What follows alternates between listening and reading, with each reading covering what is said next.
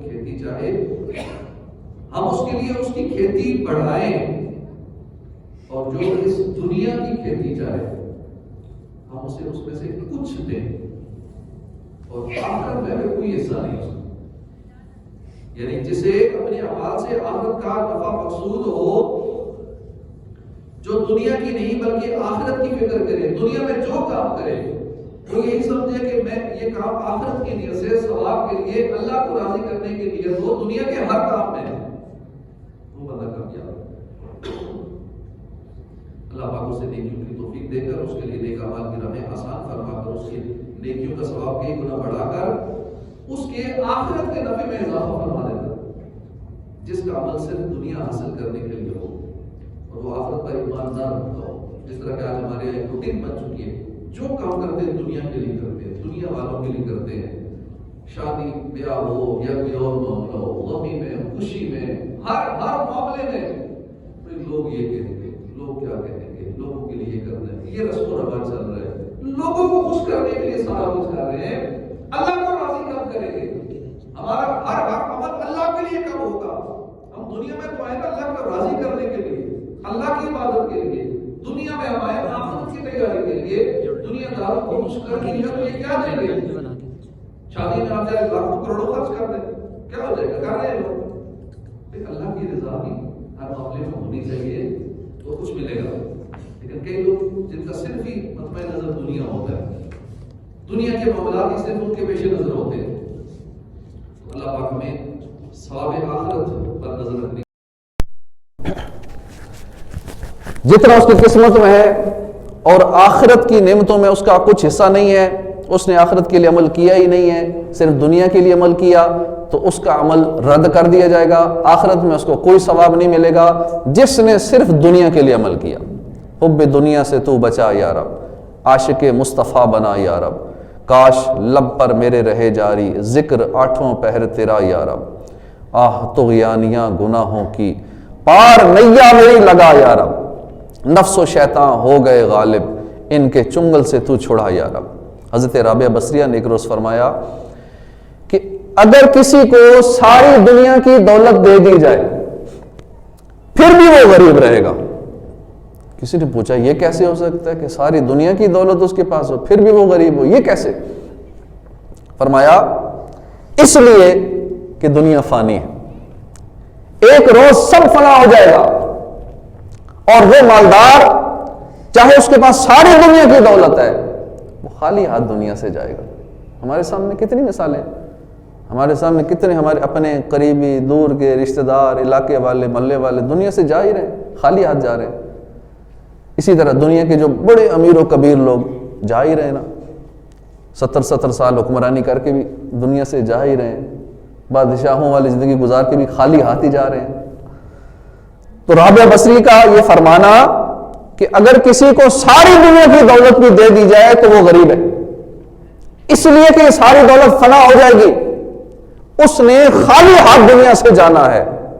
تو یہ حقیقت ہے کہ دنیا فانی ہے، یہ جلد فنا ہو جائے گی۔ یہاں جتنا بھی عیش کر لیں، جتنا مال جمع کر لیں، آخر کار فنا کے گھاٹ اترنا ہی پڑے گا، دنیا سے خالی ہاتھ جانا ہی ہوگا۔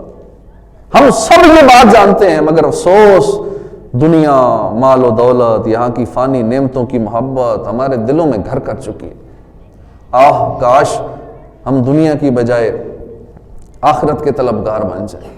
حالانکہ ہم سب جانتے ہیں کہ آج ہی اگر روح نکل جاتی ہے، ہمیں قبر میں دفن کریں گے، اب اندر سے ہی جو کیڑے مکوڑے پیدا ہوتے ہیں، باہر سے کیا آنے ہیں، جو انسان کے اندر سے ہی پیدا ہوتے ہیں اور پیشاب کے راستے باہر نکلتے ہیں، اس کے بعد پھر ناک کا سسٹم ختم ہوتا ہے، اس کے بعد آہستہ آہستہ جسم کا جتنا یہ گوشت پوچھتا ہے یہ ختم ہو جاتا ہے، کچھ دنوں کے بعد پھر انسان کی ہڈیوں سے بالکل گوشت ختم ہو جاتا ہے، اور پھر 1-2 ماہ کے بعد ہڈیاں بھی بالکل الگ الگ ہو جاتی ہیں، ہر ہڈی کا جوڑ الگ الگ ہو جاتا ہے، اور کچھ عرصہ مزید گزرتا ہے تو وہ ہڈیاں بھی بوسیدہ ہو جاتی ہیں۔ یہ حال ہے ہمارا کہ کچھ پتہ نہیں ہے یہ حال ہمارا کب شروع ہو جائے، آج ہی موت آ جائے، آج ہی ہمارا وہ سلسلہ شروع ہو جائے۔ تو اس لیے سب کچھ فنا ہونے والا ہے، ہمیں ہر وقت آخرت کی تیاری کا ذہن بنانا چاہیے۔ قرآن پاک میں اللہ پاک فرماتا ہے تم فرماؤ کیا میں تمہیں اس سے بہتر چیز بتا دوں؟ پرہیزگاروں کے لیے ان کے رب کے پاس جنتیں ہیں جن کے نیچے نہریں رواں ہیں، ہمیشہ اس میں رہیں گے۔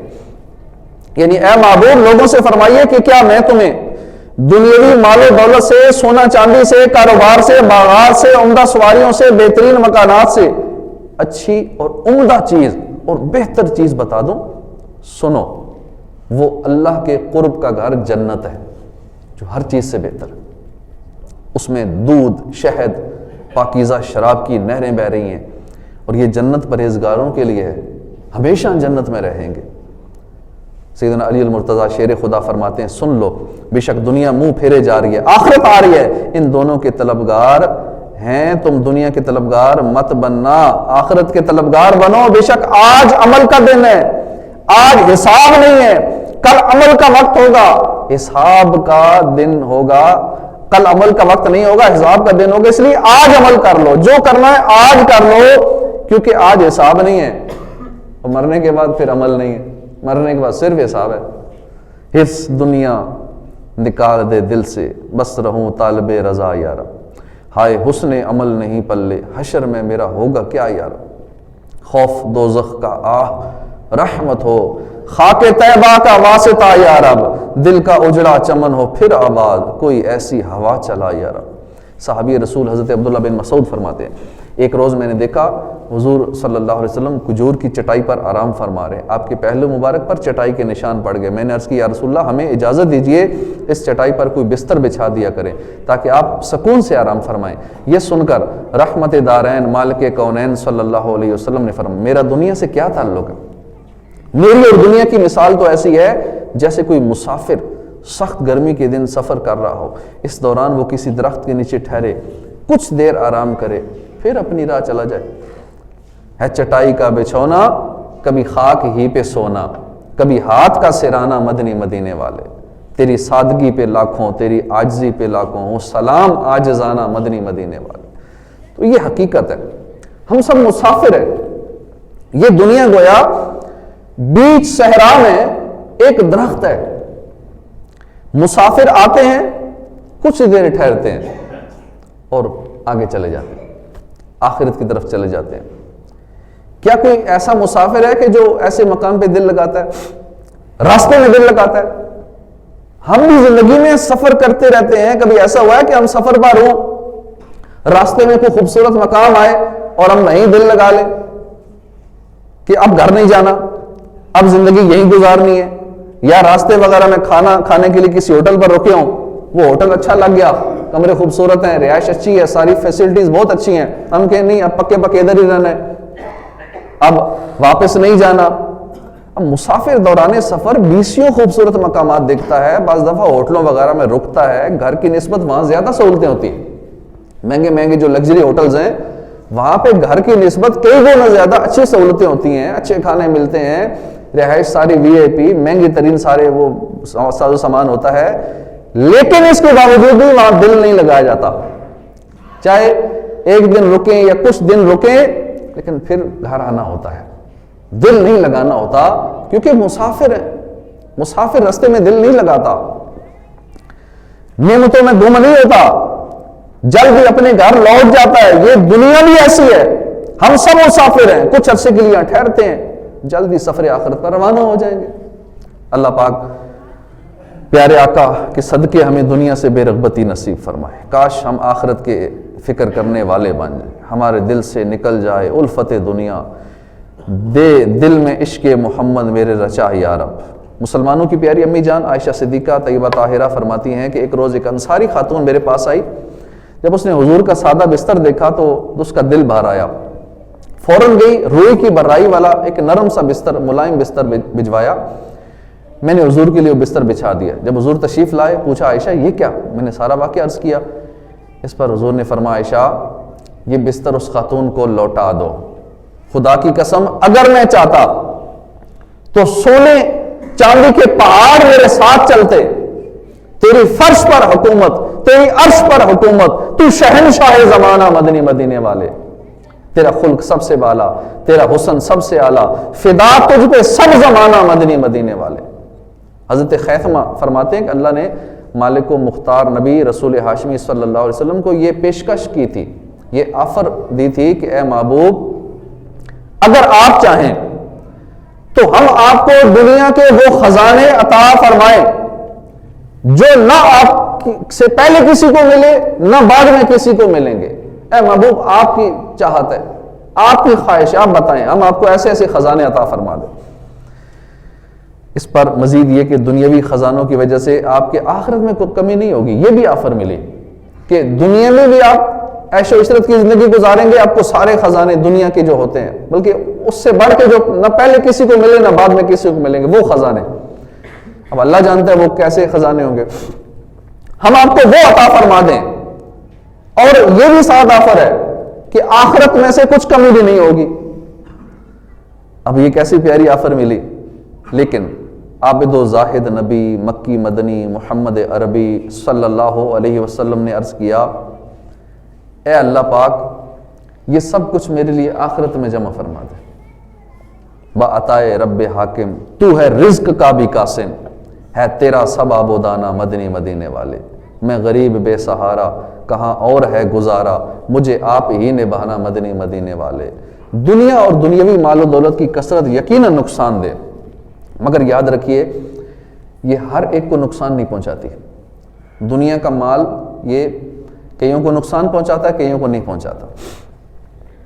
علماء کرام نے لکھا ہے کہ وہ بلند رتبہ اولیاء کرام جن کے دل میں اللہ کی محبت رچ بس چکی ہو، جن کے دلوں میں اللہ کی یاد اس کی محبت کے سوا کچھ باقی ہی نہ ہو، ان پاکیزہ دل اولیاء کرام کو دنیا کی کثرت کچھ نقصان نہیں پہنچاتی۔ اللہ اکبر، یہ پیارے آقا کی امتی ہیں۔ جب دنیا انہیں نقصان نہیں پہنچا سکتی، جو اللہ کے ولی ہیں، جو اللہ والے ہیں، جن پہ اللہ کا خاص کرم ہوتا ہے، اللہ کے پیارے ہیں، جب ان کو دنیا نقصان نہیں پہنچا سکتی تو اللہ کے محبوب کو دنیا کیا نقصان پہنچائے گی۔ اللہ اکبر۔ جن کا قرین یعنی شیطان جو ساتھ رہتا ہے نا، شیطان اسے قرین کہتے ہیں، وہ بھی کلمہ پڑھ کر مسلمان ہو گیا، کیونکہ ہر بندے کے ساتھ ایک شیطان ہے جو پکا اس کے ساتھ لگا ہوا ہے۔ جب ہم پیدا ہوتے ہیں تو وہ شیطان بھی پیدا ہوتا ہے اور ہمیشہ ساتھ رہتا ہے اس بندے کے۔ لیکن میرے آقا صلی اللہ علیہ وسلم کے ساتھ جو شیطان تھا وہ بھی مسلمان ہو گیا تھا۔ جن کا قرین بھی کلمہ پڑھ کر مسلمان ہو گیا، ان کو دنیا کا مال کیا نقصان پہنچائے گا، مگر زہد مزاج مصطفیٰ ہے۔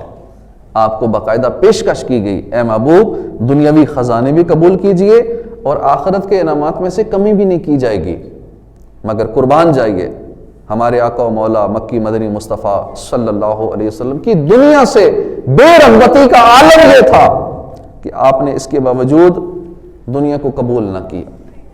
یہی عرض کے مولا یہ سارا کچھ میرے لیے آخرت میں جمع فرما دے۔ ایک ہم ہیں کمزور دل، ہماری آمدن کچھ کم ہو جائے شکوے کرنے لگ جاتے ہیں، آمدن بڑھ جائے ہم عیش و عشرت میں پڑ جاتے ہیں، اللہ کی نافرمانیوں پر اتر آتے ہیں، جتنا مال زیادہ ہوتا چلا جاتا ہے ہماری عیاشیاں بڑھتی چلی جاتی ہیں، شراب نہیں پیتے تھے تو وہ بھی شروع ہو جاتی ہے، بدکاریاں شروع ہو جاتی ہیں، نہ جانے اور کیا کیا سلسلہ شروع ہو جاتا ہے۔ کتنی مثالیں آپ لوگوں کے سامنے ہوں گی ایسی، ہمارے سامنے بھی ہیں۔ جب تک مال نہیں تھا ٹھیک چل رہے تھے، جیسے ہی مال آیا بدکاری، زنا، شراب اور دیگر عیاشیوں کا سلسلہ ان کا شروع ہو جاتا ہے۔ ہمارے حق میں تو دنیا سراسر نقصان دہ ہے، مگر پھر بھی ہم دنیا جمع کرنے کے چکروں میں لگے ہوئے ہیں۔